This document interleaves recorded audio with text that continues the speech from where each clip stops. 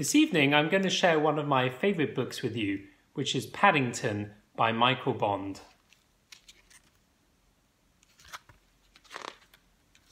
Mr. and Mrs. Brown first met Paddington on a railway platform. In fact, that was how he came to have such an unusual name for a bear, because Paddington was the name of the station. The Browns were waiting to meet their daughter Judy when Mr. Brown noticed something small and furry near the left luggage office. "It looks like a bear," he said. "A bear?" repeated Mrs. Brown. "On Paddington Station? Don't be silly, Henry. There can't be."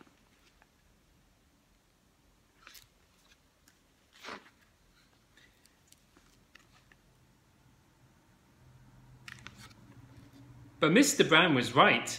It was sitting on an old leather suitcase marked "Wanted on Voyage," and as they drew near it stood up and politely raised its hat. "Good afternoon," it said. "May I help you?" "It's very kind of you," said Mr. Brown, "but as a matter of fact we were wondering if we could help you." "You're a very small bear," said Mrs. Brown. "Where are you from?" The bear looked around carefully before replying. "Darkest Peru. I'm not really supposed to be here at all. I'm a stowaway."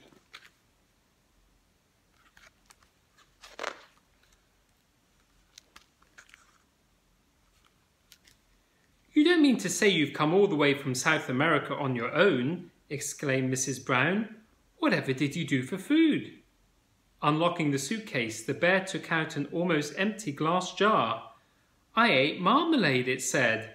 "Bears like marmalade." Mrs. Brown looked at the label around the bear's neck. It said, quite simply, "Please look after this bear. Thank you." "Oh, Henry," she cried, "we can't leave him here all by himself.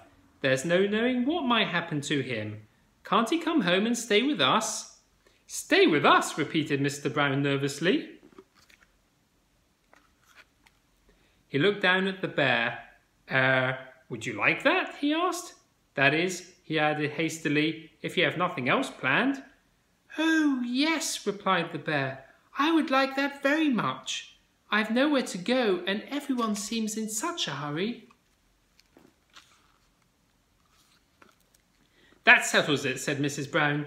"Now you must be thirsty after your journey.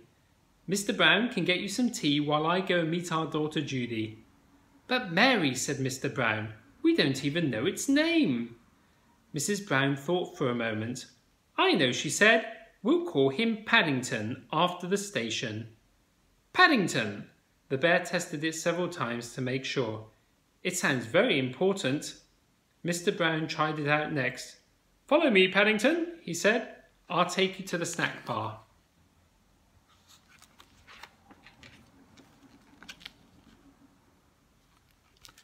Mr. Brown was as good as his word. Paddington had never seen so many snacks on one tray, and he didn't know which to try first. He was so hungry and thirsty he climbed up on the table to get a better look.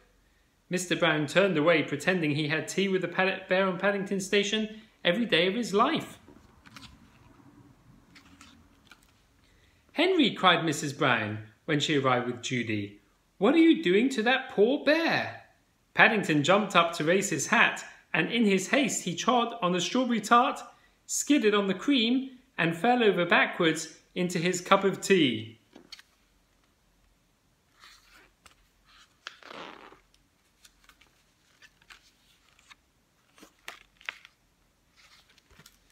"I think we'd better go before anything else happens," said Mr. Brown.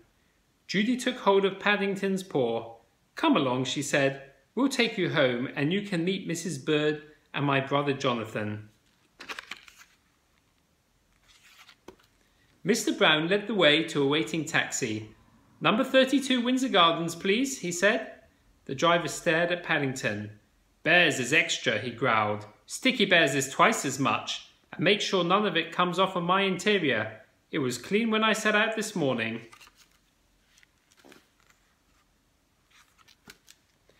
The sun was shining as they drove out of the station, and there were cars and big red buses everywhere.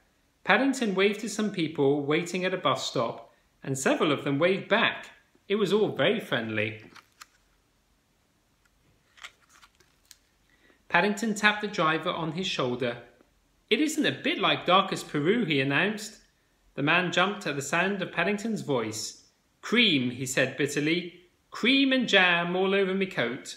He slid the little window behind him shut. "Oh dear, Henry," murmured Mrs. Brown. "I wonder if we're doing the right thing."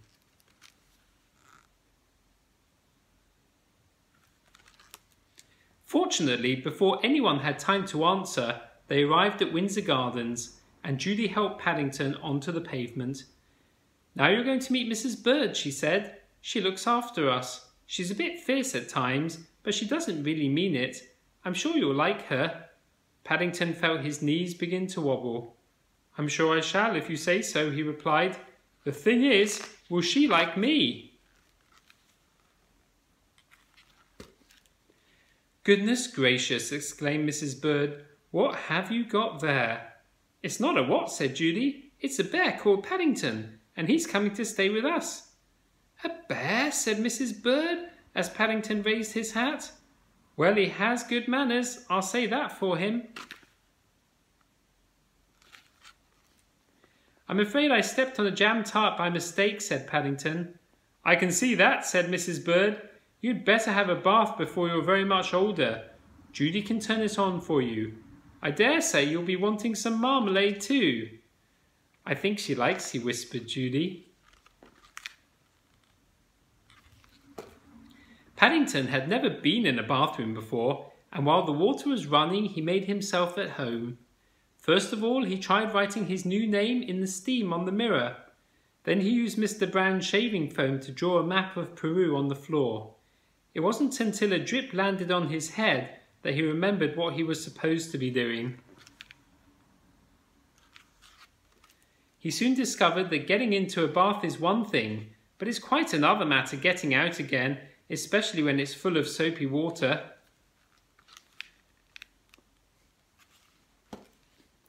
Paddington tried calling out, "Help," at first in a quiet voice, so as not to disturb anyone, then very loudly, "Help! Help!" When that didn't work, he began bailing the water out with his hat, but the hat had several holes in it, and his map of Peru soon turned into a sea of foam. Suddenly, Jonathan and Judy burst into the bathroom and lifted a dripping Paddington onto the floor. "Thank goodness you're all right," cried Judy. "We heard you calling out." "Fancy making such a mess," said Jonathan admiringly. "You should have pulled the plug out." "Oh," said Paddington, "I never thought of that." When Paddington came downstairs, he looked so clean no one could possibly be cross with him.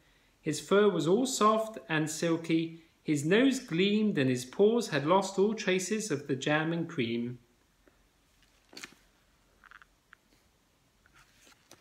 The Browns made room for him in a small armchair, and Mrs. Bird brought him a pot of tea and a plate of hot buttered toast and marmalade.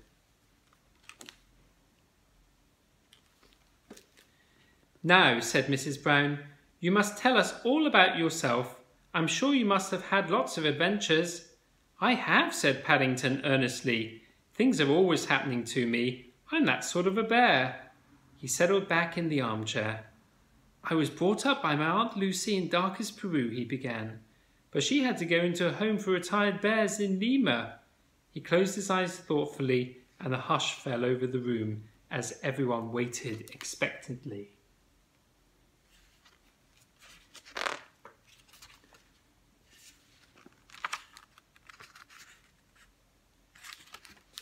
After a while, when nothing happened, they began to get restless. Mr. Brown tried coughing. Then he reached across and poked Paddington. "Well, I never," he said. "I do believe he's fast asleep." "After all that's happened to him," said Mrs. Brown, "is it any wonder?"